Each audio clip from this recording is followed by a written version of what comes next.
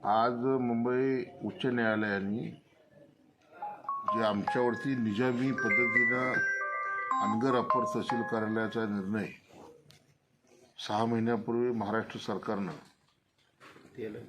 जो लादला होता त्याविरोधात महाराष्ट्राचे मुख्यमंत्री आदरणीय तत्कालीन मुख्यमंत्री एकनाथजी शिंदे साहेबांकर, शिवसेनेचे महाड पोलादपूरचे आमदार भरत शेठ गोगावले यांना घेऊन आम्ही सर्व भेटून माननीय मुख्यमंत्री एकनाथ शिंदे साहेबांनी सदर आमच्या मोहोळ बचाव संघर्ष समितीच्या निवेदनावर तात्पुरती स्थगिती व फेर संरक्षण करून अहवाल सादर करा असे निर्देश दिल्यानंतरनं अनगर हे रद्द व्हायला पाहिजे होतं. परंतु विद्यमान आमदार यशवंत माने व माजी आमदार राजन पाटील या दोघांनी रात्री सत्तेचा दुरुपयोग करून मुख्यमंत्र्यावरती दबाव आणून जे मुख्यमंत्र्यांनी आदेश दिले होते ते पत्र इन्व्हर्ट न होता गायब करण्याचं काम केलं होतं.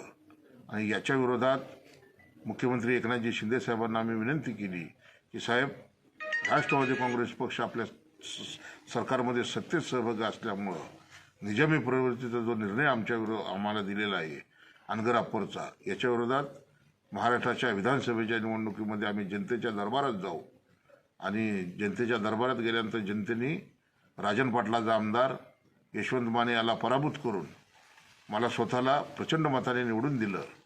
त्यावेळेला आम्ही या जनतेला सांगितलं होतं की 100 दिवसामध्ये आम्ही अनगर अप्पर रद्द करू.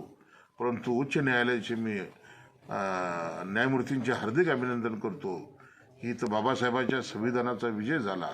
इथल्या ज्या जनतेचा रेटा होता की अनगर हे मोहोळची बाजारपेठ उद्ध्वस्त करून हा लादलेला निर्णय रद्द व्हावा म्हणून सर्व जवळजवळ 6 याचिका मुंबई उच्च न्यायालयात दाखल झाल्या होत्या.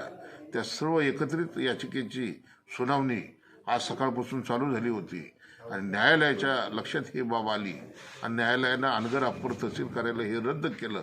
त्यामुळे मी न्यायदेवतेचा मनापासून आभार व्यक्त करतो एक आमदार या नात्यानं. आणि आज सोमवार महादेवाचा वार आहे, आज आमच्या नागनाथ महाराजांचा वार आहे.